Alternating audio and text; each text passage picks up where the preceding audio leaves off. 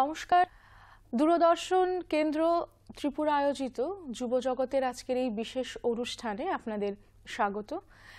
আজ আমার সঙ্গে রয়েছেন আমাদের রাজ্যের তরুণ বাংময় দুজন তরুণ কথাকার, যাদের সঙ্গে আজ আমাদের এই অনুষ্ঠান চলবে।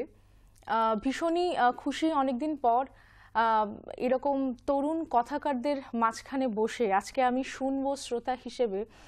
এর চাইতে মনে হয় না মজার কিংবা খুশির ব্যাপার আর কিছু হতে পারে। এরকম গুণী বাংময় প্রতিভার এবং যারা নাকি তরুণ, তাদের সঙ্গে বসে আজকের এই তীব্র আলোচনায় আপনারাও সঙ্গে থাকবেন। আজকে আমার সঙ্গে রয়েছে সঞ্জীব মজুমদার এবং সম্রাট বসাক। প্রথমেই আমরা আমি কথা বলবো আপনাদের হয়ে সঞ্জীবের সঙ্গে। নমস্কার সঞ্জীব। নমস্কার। কথা বলতে কেমন লাগে? ভাল লাগে না, কেন জিজ্ঞেস করলাম, আমি নাকি শুনেছি যে ভালো বক্তা হতে গেলে নাকি আগে ভালো শ্রোতা হতে হয়। তা জীবনে সবার প্রথমে কোনটা হতে বেশি ইচ্ছে করেছিল, শ্রোতা না বক্তা? আসলে আমার জীবনের যাত্রাটা বক্তা শ্রোতার এটার মধ্যে আবদ্ধ ছিল না কখনোই। আচ্ছা, জাস্ট চলছিল, আমিও চলছি, স্টিল নাও জাস্ট চলছিল, আমিও চলছিলাম, এখনো চলছি। তো জানি না কখন আমার জীবনে বক্তা শ্রোতার যে অধ্যায়টা সেটা শুরু হয়ে যায়। স্টিল নাও কন্টিনিউ করছি সেই অধ্যায়টা। তো সেই সুবাদে আমার আগে থেকে কোনো টার্গেট ছিল না যে আমাকে বক্তাই হতে হবে বা বক্তা হতে গেলে আগে শুনতে হবে তাই শ্রোতা হতে হবে, এমন ছিল না। অবভিয়াসলি একটা টান ছিল সংস্কৃতির দিকে, বাকি এই কালচারের দিকে যেতে যেতে জানি না কোথায় চলে গেছি এখন। সেই যাত্রাতেই আছি। আচ্ছা, প্রিডিটারমাইন্ড না। হ্যাঁ, সেটা তো অবশ্যই না, কারণ না আমি যখনই ভাবছিলাম যে তোমার সঙ্গে বসবো আর কি, তো তখনই ভাবছিলাম আসলে ওই আমরা যেটা বলি আর কি ট্যালেন্ট, প্রতিভা কিংবা ঝোঁক, নাচ গান, তবলা, এরকম অনেক তরুণদের সঙ্গে আমার কথা হয়েছে, কিন্তু আজ এমন একজন তরুণের সঙ্গে বসে আমি কথা বলছি যার প্রতিভাই হচ্ছে গিয়ে বাকপটুতা। তো সেখান থেকে জানতে চাইবো যে কিভাবে আসা, এই কথা বলার জগতে কিভাবে আসা? কথা বলার জগতে আসলে আসাটা ঠিক টার্গেট বললাম না, প্রিডিটারমাইন্ড না জিনিসটা। প্রথমে যখন স্কুল লেভেলে শুরু করি আমি নাটক করতাম, নাটকে খুব পার্টিসিপেট করেছি। নিয়ার অ্যাবাউট 6 বছর লম্বা আমার স্কুলে নাটকের জার্নি। সবাই আমাকে চেনে সেটা দিয়েই। আচ্ছা, যখনই ডিবেট করতে যেতাম 2-3 বার এরকম হয়েছে স্কুল থেকে, থাকে না একটা সিলেকশন রাউন্ডের পরই আমাকে কেটে ফেলা হতো। আমি সেই অবধি যেতে পারতাম না। বাকিরা ছিল আমার সঙ্গে, বন্ধু বান্ধব বা অন্যরা ছিল যারা পার্টিসিপেট করতো। ডিবেট জিনিসটা বা কথা বলার জিনিসটার মধ্যে সেরকম ভাবে ছিলাম না, নাটকে ছিলাম। জানি না কি করে হয়ে গেল 2019 থেকে মেইনলি যাত্রা শুরু। 19 থেকে day by day competition face করছি, অ্যান্ড লাকিলি সিলেকশন হয়ে যাচ্ছে, বাস চলা শুরু। 19 থেকে শুরু করে এখন অবধি, এবছর তো এখনো শেষ হয়নি। এই বছরের সবচেয়ে বেশি অ্যাচিভমেন্ট যতটুকু আমি তোমাকে পাঠিয়েছিলাম হোয়াটসঅ্যাপে, এই বছরে অনেকগুলো অ্যাচিভমেন্ট একসঙ্গে আছে। তো সেটাই, আলাদাভাবে কোনো টার্গেট ছিল না যে এই ফিল্ডেই কিছু একটা করব, এই ফিল্ডেই কাজ করব। নাটক করতাম, নাটকে খুব কিছু একটা করার ইচ্ছে ছিল। শখ বলতে আর্ট করা আমার শখ। তাই? যেটা নাচ গান তুমি বললে, সেখানে আর্ট করাটা আমার ভীষণ শখ ছিল। আচ্ছা, কিন্তু সেটাতে আমার তেমন কিছু হয়নি, বাট কিছু ন্যাশনাল অ্যাওয়ার্ড আছে, বাস তারপর ছুটে গেছে।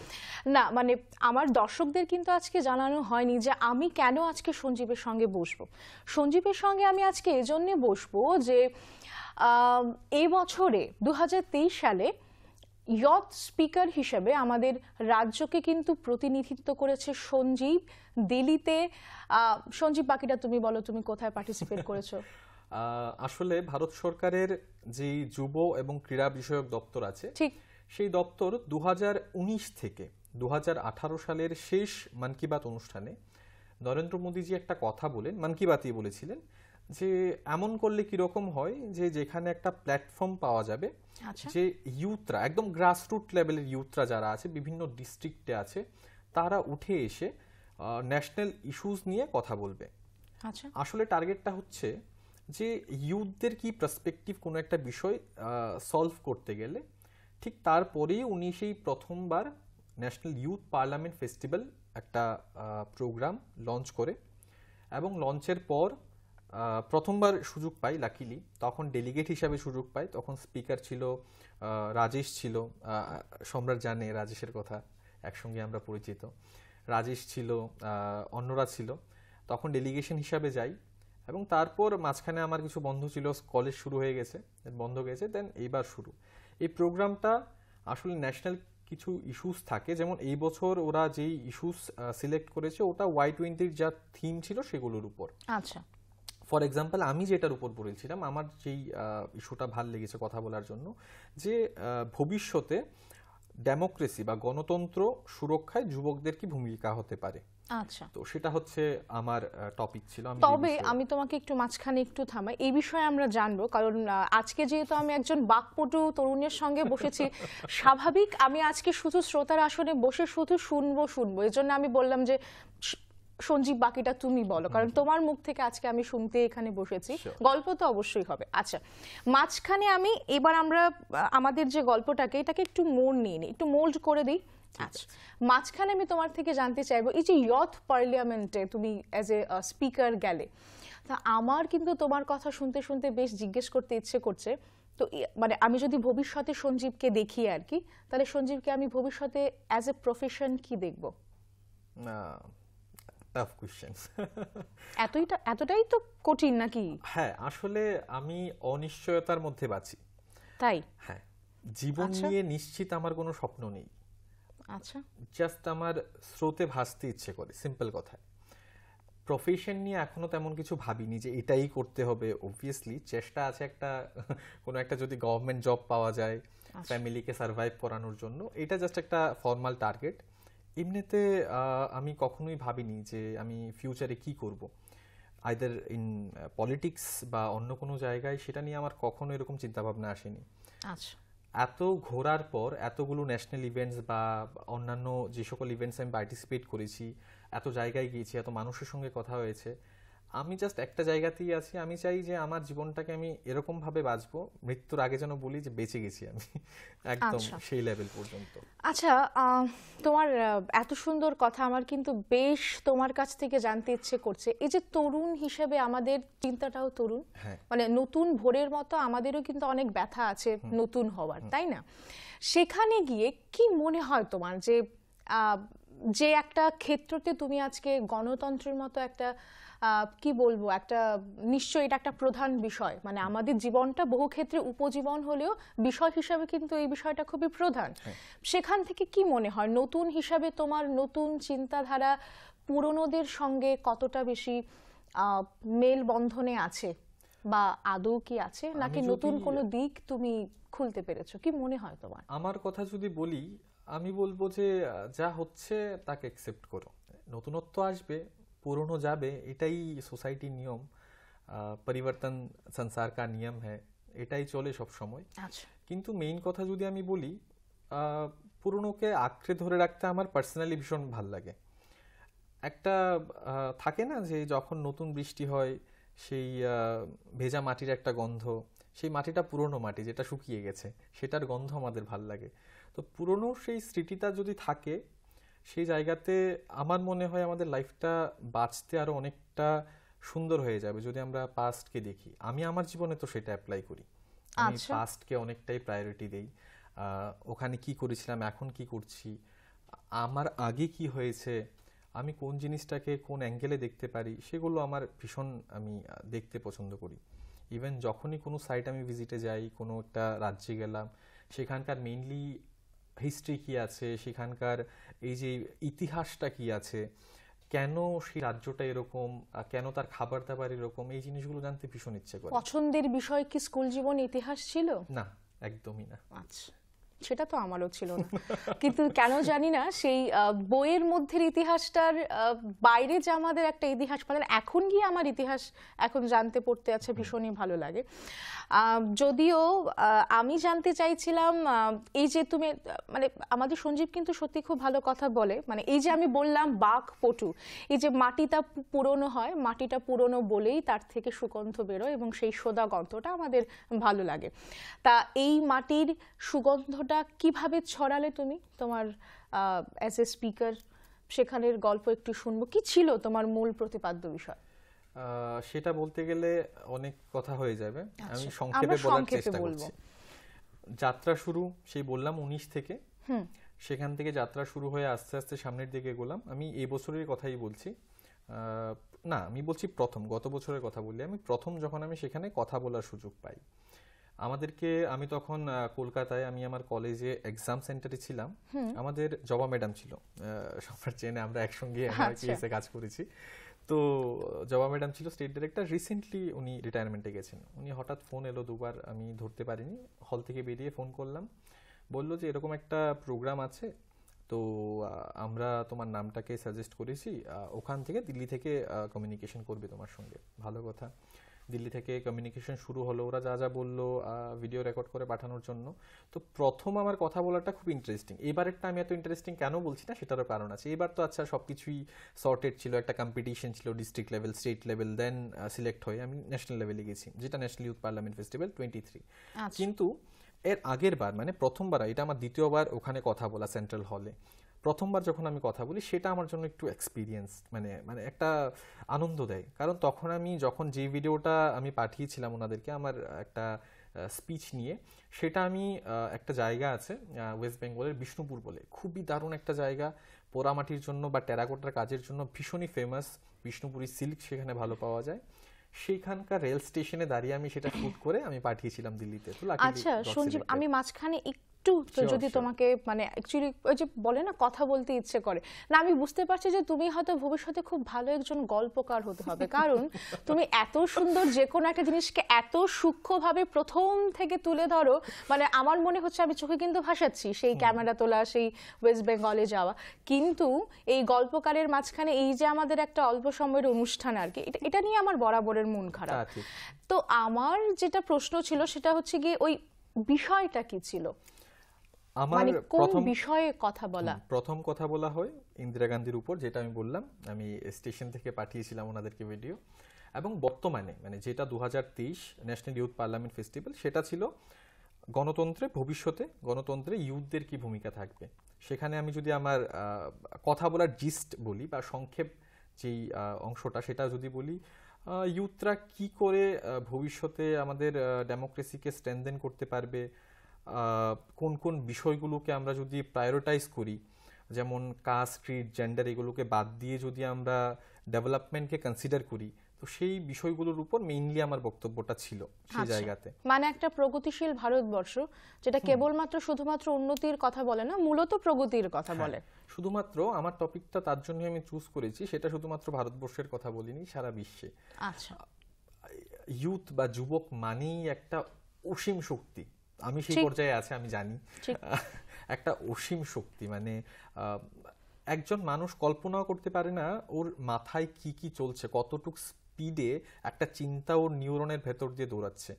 তো একটা যুবক মানে অসীম শক্তির ভান্ডার। তো তাকে কিভাবে কাজে লাগানো যায়, স্পেশালি ডেমোক্রেসির মতো এমন একটা জটিল বিষয়কে স্ট্রেনথেন করতে, সেই বিষয়ে কথা বলার সুযোগ পেয়েছি এবং সেটা বলেছি।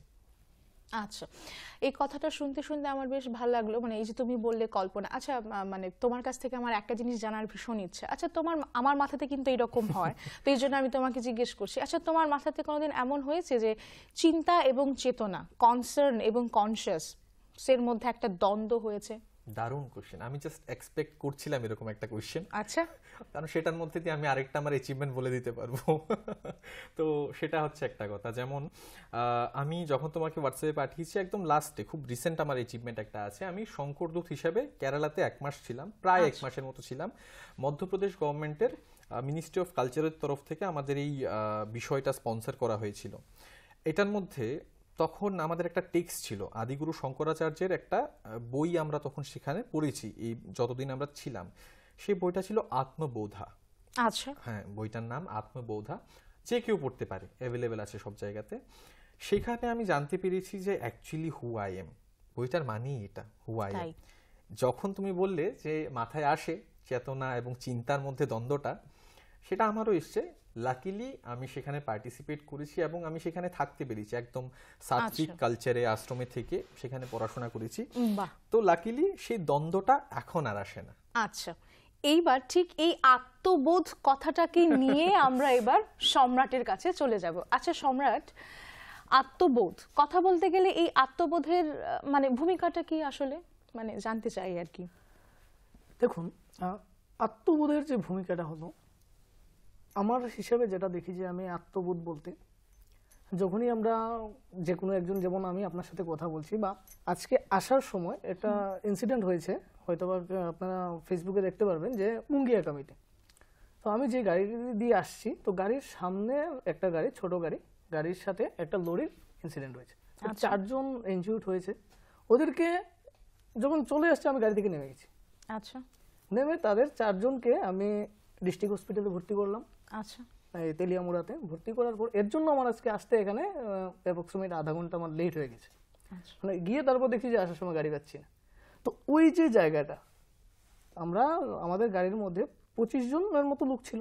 তো ওই জায়গাটার মধ্যে মানে আমার যে এখানে একটা ইনসিডেন্ট হয়েছে, দেখলাম সিম্পিথি, হ্যাঁ এত বড় একটা ইনসিডেন্ট হয়েছে, খুব খারাপ লাগছে। তো আমি সিম্পিথিটাকে আমি জীবনে সরিয়ে চলি। আজকে এখানে আমি এই জায়গাতে হতে পারে এটা আমার ভাই, হতে পারে এটা আমার বাবা, আমার মা যদি এই জায়গাতে এরকম একটা অবস্থায় থাকতো, তখন কি আমি বলতাম ঠিক আছে আমার মায়ের ইনসিডেন্ট হয়েছে, চলে যাচ্ছি।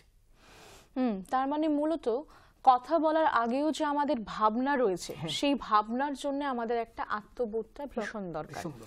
তো সেক্ষেত্রে আমি দর্শকদেরকে আবারও জানাতে চাইব, সম্রাট কিন্তু 2022 সালে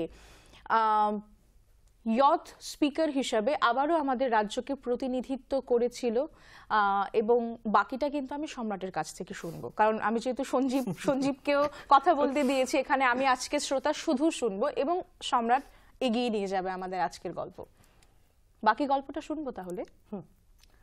তো অ্যাকচুয়ালি আমার এই মানে স্পিচ এই জগতে আসার মূল কারণ হচ্ছে গিয়ে 2010 আচ্ছা, 10 থেকে কি হলো, যে কোনো একটা প্রবলেম নিয়ে দেখলাম যে আমাদের পরিবারের বা এলাকার যারা আছে বয়োজ্যেষ্ঠরা, তারা পঞ্চায়েতে গেল। তার মানে সেই 2010 থেকে 22 সালে, 2010 থেকে সেই 22 সাল অবধি অনেকটা বছর সময় পার করার পর এরপর সম্রাট আমাদের রাজ্যকে প্রতিনিধিত্ব করেছে দিল্লিতে, সেন্ট্রাল হলে, আমাদের ইয়থ পার্লামেন্ট ভবনে, তাই কি? 10 বছর থেকে প্রায় 10 বছর না? তারপর মানে তখন মনের ভাবনাটা আসে আর কি। তো যখন যাওয়ার পর সমস্যাটা বলার জন্য ন্যূনতম 100 মানুষ গেল, সমস্যাটা বলার জন্য, তুলে ধরার জন্য এরকম একটা মানুষ নেই যে গিয়ে, যিনি পঞ্চায়েতের প্রধান আছে ওনার কাছে গিয়ে বলবে যে আমাদের এই সমস্যা, এই সমস্যা। এবার বলার জন্য কেউ নেই, এতজন মানুষ, যাকে বলে সে বলছে যে ঠিক আছে আপনি বলুন না, আপনি বলুন না, আপনি বলুন না।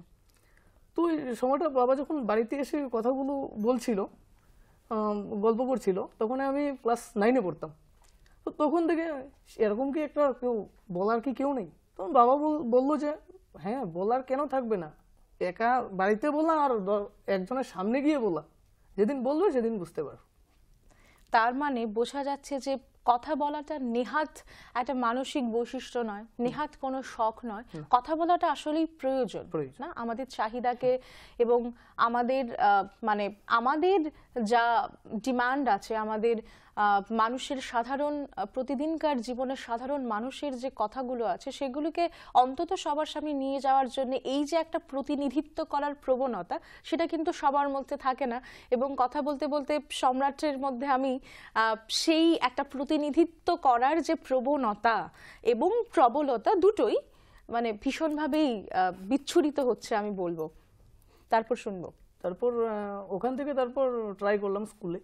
আচ্ছা, যতবারই ট্রাই করি মানে প্রথম যেদিনই অডিশন হয় সেদিন থেকে আমাদেরকে মানে আমার নাম সবার আগে যে আমি লাস্ট।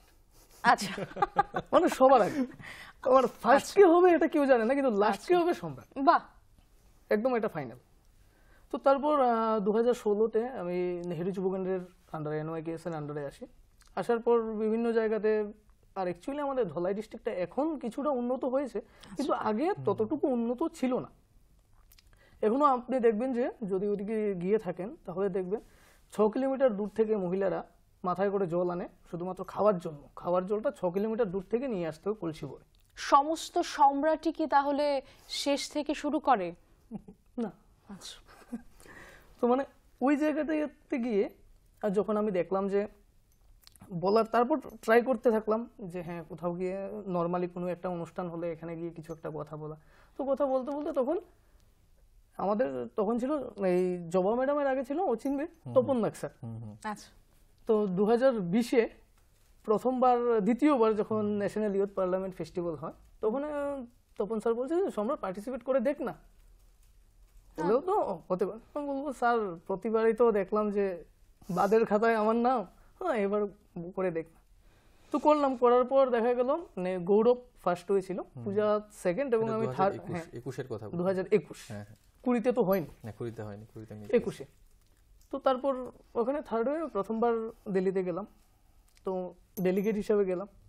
তারপর যখন 2022-এ এলো তখন ত্রিপুরা থেকে সিলেকশন পেলাম, সিলেকশন পেয়ে না এটা কিন্তু আমার মানে বেশ মজার লাগলো এবং আমার ওই শুনতে শুনতে বেশ মনে হচ্ছিল ওই আমিও যখন ধরো আমার স্কুলবেলাকার কথা বলতে এখন আমারও ভীষণ ইচ্ছে করছে। এই আমারও কিন্তু এই কথা বলার যে ঝোঁকটা সেটা সেই স্কুল থেকেই তৈরি। সাগরিকা তুই বল, কিছু একটা হবে, ইউ আর দ্য মনিটর, এই তোর গলার আওয়াজ কিন্তু অনেক দূরে যায়, তুই বল একটা কথা, তুই বল, তুই চিৎকার করলে শোনা যাবে, মানে এখান থেকে মূলত আমার কথা বলার প্রবণতা। সেখান থেকে ঘুরে এসে এইবার একেবারে মূল বিষয়টা জানতে চাইবো যে 2022-এ যখন তুমি প্রথম আমাদের রাজ্যকে প্রতিনিধিত্ব করলে তার বিষয়টা কি ছিল? মহাত্মা গান্ধী। মহাত্মা গান্ধী। তো কি মনে হয়, মানে সেখানে তো তুমি নিশ্চয়ই বলেছো, এবার এখানে আমি তো একটু তো মূলটা জানতেই চাইবো, কি মনে হয় তোমার মহাত্মা গান্ধী কে নিয়ে?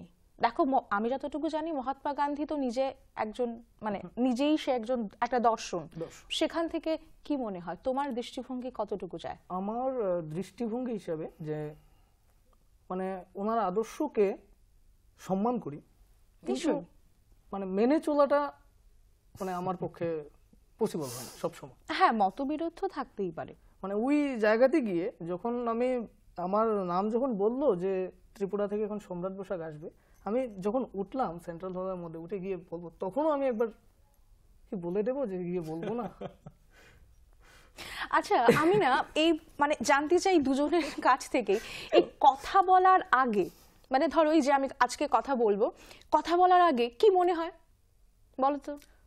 প্রথম যখন কথা বলার আগে, যেমন যদি কোনো একটা টপিক দেওয়া হয়, এখন যেমন আমাদের একটা টপিক দিয়ে দিল, যেমন আপনার মহাত্মা গান্ধী দিয়ে দিল, ইন্দিরা গান্ধী দিয়ে দিল, তারপর লোকাল ফর ভোকাল দিয়ে দিল, টপিকটার উপর পড়তে যতটুকু বলতে ভালো লাগে না, যদি মানে প্রকৃত যুব সমাজ এখন কি পর্যায়ে আছে। দেখুন আমরা যখন সেন্ট্রাল হলে গিয়ে কথা বলবো তখন যেটা ভালো দিকটাই ধরবো। হ্যাঁ নিশ্চয়ই ভালো দিকটাই ধরবো, কারণ যখন আপনি এখন আসার পর আমায় জিজ্ঞাসা করলেন কেমন আছেন, ভালো না থাকলেও কিন্তু বলবো ভালো আছি। নিশ্চয়ই। হ্যাঁ, কিন্তু সত্যি যে অবস্থাটা, যে ব্যবস্থায় চলছে যুব সমাজ বা যুবকেরা যে ব্যবস্থায় চলছে, ওইটা নিয়ে কথা বলতে আমার খুব ভালো লাগে, যেটা রিয়েল, একদম 100% পিওর। আচ্ছা আমি দুজনই যেহেতু সঙ্গে আছে, মানে আমি দুজনের থেকেই কিন্তু উত্তরটা ভীষণভাবেই চাইবো। একদম হয়তো আমরা একেবারে অনুষ্ঠানের শেষে এসে পড়েছি, যেটা মানে আমার ভীষণই একটা মন খারাপের ব্যাপার, কিন্তু আমি এই কথার উত্তরটা না জেনে কিন্তু ছাড়ছি না। আচ্ছা জাস্ট মানে একটু অল্প কথাতে আমরা সারবো, কথাকারদের যারা নাকি বাংময়, যারা শব্দপূর্ণ, তাদের কি কোনো নির্দিষ্ট বিষয়ে কখনো আটকে রাখা যায়? না। যায়? Depends on the situation.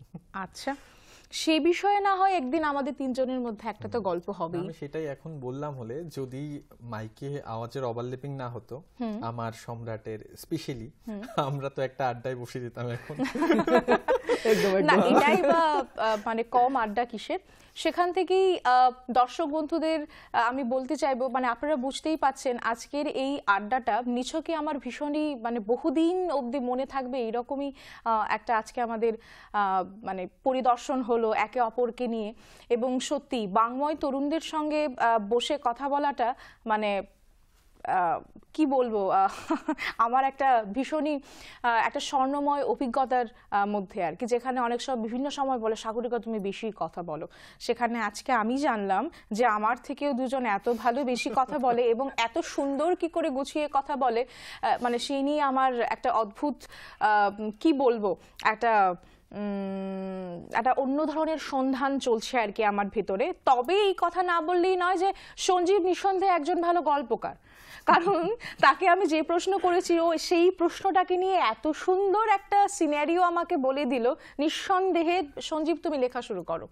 এবং আমি সম্রাটকে বলবো এত সুন্দর ওর কথা বলার, মানে ওর সেন্সটা খুব ভালো এবং আমি মানে ভীষণভাবেই জানি আর কি, মানে মনে হচ্ছে জানি, এবং আমি খুব বেশি একটা ভুল হব না যদি বলি যে সম্রাটের মধ্যে যে কোনো একটা বিষয়কে খুব সুন্দর বুদ্ধিমত্তার সঙ্গে উত্তর দিয়ে এবং প্রতিটা কথার মধ্যে আরেকটা কথার যে এটা মেলবন্ধন সঙ্গে প্রতিনিধিত্ব, এই একটা দারুণ ব্যাপার নিয়ে কিন্তু আমি ভীষণ খুশি। এইবারে একটা জেনারেল প্রশ্ন দুজনকে, যেটা আমার মনে হয় আমার দর্শক বন্ধুদের মানে জানতে চাইবে।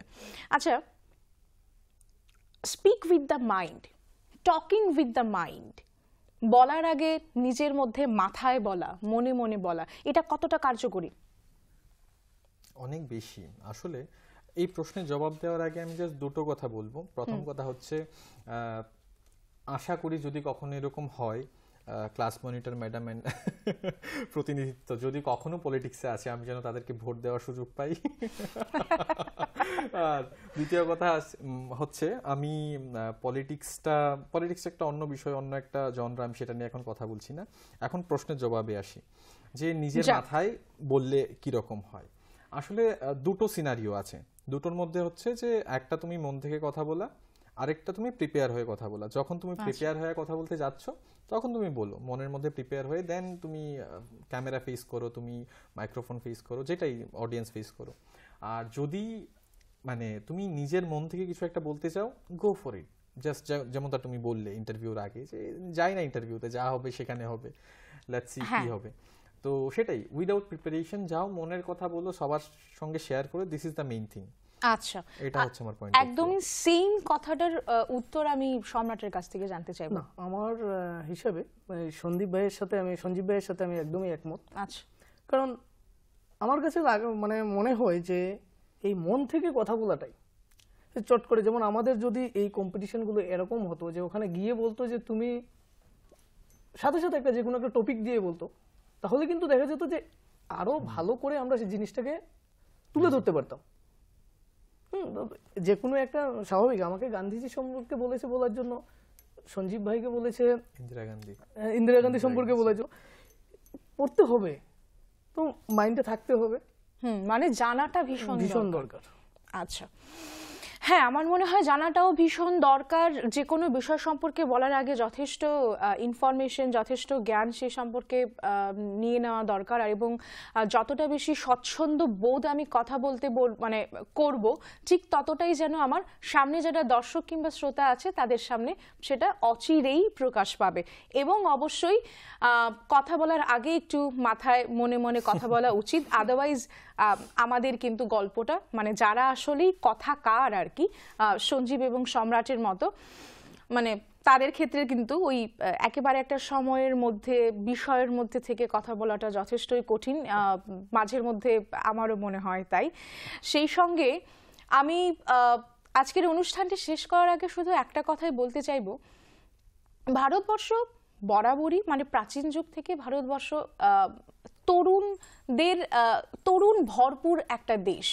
কেননা না, অবশ্যই পুরো বিশ্বময় তরুণরা ছড়িয়ে আছে, কিন্তু ভারতবর্ষের তরুণদের মধ্যে আমি দেখেছি মেধা, জ্ঞান, অনুশাসন এবং এই যে একটা সংস্কৃতিময় একটা যে পরিবেশ, মন, মানুষ, সেটা কিন্তু ভারতবর্ষের মধ্যে প্রচুর। এবং আমাদের প্রধানমন্ত্রী, একটু আমি আটকাই এখানে, জাস্ট আমি ডেটা দিয়ে দিচ্ছি তোমার কথার সঙ্গে। আচ্ছা, আমি যখন স্পিচটা দিই তখন আমার স্পিচের মধ্যে ছিল সেই ডেটাটা।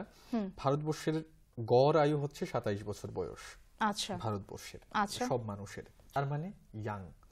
ভারতবর্ষের মধ্যে যতজন পলিটিশিয়ানরা আছে 50-এর নিচে বয়স হচ্ছে মোর দেন 40%। আচ্ছা, তো নিঃসন্দেহে বলা চলে ভারতবর্ষ ইয়াং একটা কান্ট্রি, ইউথদের কান্ট্রি, যেটা পরিচালনাও হচ্ছে ইউথদের দ্বারা। হ্যাঁ, তুমি এবং সরি না একদমই নয়। এবং প্রধানমন্ত্রীর এইরকম আমাদের একটা প্ল্যাটফর্ম তরুণদের জন্য করে দেওয়া, যেখানে তরুণরা নিজস্ব মতামত, নিজস্ব চিন্তা এবং নিজস্ব দর্শন সবার সামনে রাখছে এমন কিছু বিষয়ের উপর, যে বিষয়গুলি আলোচনাযোগ্য অবশ্য, এবং অনেক আগেই সেগুলো নিয়ে বিজ্ঞজনেরা, বিদ্ধজনেরা মানে আলোচনা করেছেন। সেখান থেকে নতুন কোনো দিক উন্মোচন করা, কিংবা বারবার একটা চিন্তাময় সূর্যের সামনে তরুণদেরকে প্রিজম হিসেবে উপস্থাপন করে যেভাবে বিচ্ছুরণ, বহুমাত্রিক বিচ্ছুরণ আমাদের ভারতবর্ষ তরুণদের কাছ থেকে আশা করছে, আগামী কালেও আগামী প্রতিটা সময়ে এরকম তরুণ আমাদের ভারতবর্ষে আসবে, এবং আমাদের ভরপুর তরুণময় রাজ্য ত্রিপুরাও আমাদের বিশ্বের দরবারে এভাবেই নিজেকে আসীন করবে, সেই আশা এবং সেই অপেক্ষা রেখে আজকের অনুষ্ঠানের এখানেই ইতি টানছি। নমস্কার। নমস্কার।